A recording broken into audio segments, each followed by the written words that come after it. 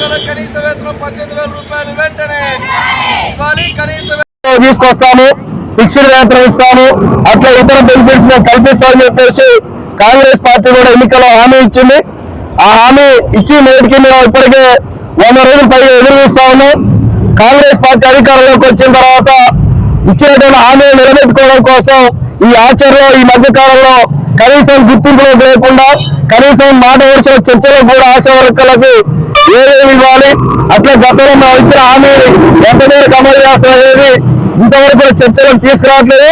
అందుకనే కాంగ్రెస్ ప్రభుత్వం ఇప్పటికైనా ఆశా వర్కర్లకు గుర్తింపులో తీసుకురావాలి.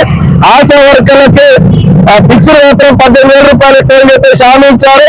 అట్లే పిఎఫ్, ఈఎస్ఐ, ప్రమాద బీమా సౌకర్యం, అట్లా రిటైర్మెంట్ బెనిఫిట్స్, వీటన్నిటి మీద కాంగ్రెస్ పార్టీ హామీ ఇచ్చింది.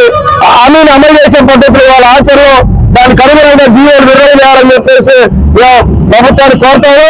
లేని ఎడల గతంలో టీఆర్ఎస్ ప్రభుత్వం ఎట్లయితే ఆశల పల్లకి చూపించిందో ఇవాళ కాంగ్రెస్ ప్రభుత్వం కూడా ఆశ చూపిస్తూ ఆశల్లో పల్లకి మోసే పద్ధతిలో ఇలా ఊరించే పద్ధతిలో కాంగ్రెస్ ప్రభుత్వం వ్యవస్థే ఖచ్చితంగా ఈ ప్రభుత్వాన్ని కూడా గద్దె దింపడానికి ఆశా వర్కర్లు అనుకోరు.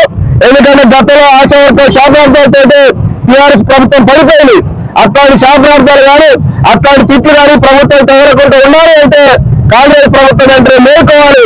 ఆశా వర్కర్లకు ఇచ్చిన హామీ అమలు చేయాలని చెప్పేసి మేము ప్రభుత్వాన్ని కోరుతాము. లేని రాష్ట్ర వ్యాప్తంగా పెద్ద ఉద్యమంగా తయారైతుంది. అట్లా రాష్ట్ర వ్యాప్తంగా సమ్మె పోవడానికి ఆశా వర్కర్లు సిద్ధమవుతున్నారని ప్రభుత్వం గుర్తించాలని చెప్పేసి మేము కోరుతాము. అవుతుంది మరి ఆశాల గురించి ఏమీ పట్టించుకోవట్లేదు. మాకు కనీస వేతనం వద్దు, పారదర్శక మాకు ఇట్లా ఈ పనులు వద్దని చెప్పి మేము ఫిక్స్డ్ వేతనం కావాలని చెప్పి కోరుకుంటున్నాం. మాకు ఫిక్స్డ్ వేతనం 18,000 రూపాయలు ఇవ్వాలని, మరి రిటైర్మెంట్ బెనిఫిట్స్, మరి ప్రమాద బీమా సౌకర్యం, ఈఎస్ఐ, సిఎస్ఐ ఏమీ లేవు, మాకు రికార్డ్స్ కూడా లేవు. మరి ఆశాలకు కనీస వేతనం ఉంటాయని మాకు ఫిక్స్డ్ వేతనం కావాలని మేము ఈ రోజు కలెక్టరేట్ ధర్నాలో పాల్గొనడం జరిగింది అన్నారు. కానీ ఇవ్వలేదు, మాకు పారితోషిక రూపంలోనే ఇస్తున్నారు. కానీ మేమైతే గవర్నమెంట్ కు పెద్ద వెట్టి చాకరీ చేస్తున్నాం. కింద స్థాయి నుంచి ప్రతి పని మేమే చేస్తున్నాం. కానీ ఎంతో మంది ఆశా వర్కర్ అనారోగ్యంతో చచ్చిపోతున్నా కూడా ఒక ప్రమాద బీమా సౌకర్యం లేదు. ఎవరు కూడా ఒక డిపార్ట్మెంట్ నుంచి వచ్చి చూసి నాదుడుగా లేడు, అటువంటి 10 రూపాయలు ఇచ్చే నాదుడుగా లేడు. చచ్చిపోతే కోర్టు వచ్చింది, గౌడవత వేసినాం అన్నట్టుగా వ్యవహరిస్తున్నారు.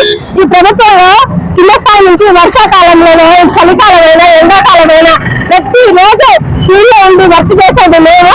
కానీ ఆశా వర్కర్ కి సెక్యూరిటీ లేదు, ఒక బీమా సౌకర్యం లేదు, ఒక ఫిక్స్డ్ వేతనం లేదు.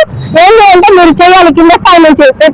ఏ ఎంప్లాయీకి లేని ఒత్తిడి మాకు బాగా పని ఒత్తిడి ఎక్కువైంది సార్. మమ్మల్ని పట్టించుకునే నాదులు లేదు. ఈ గవర్నమెంట్ అయినా ఇక మమ్మల్ని గుర్తించి ఫిక్స్డ్ వేతనం చేస్తామని ఇన్ని రోజులు 7 నెలల నుంచి ఎదురు చూస్తున్నాం.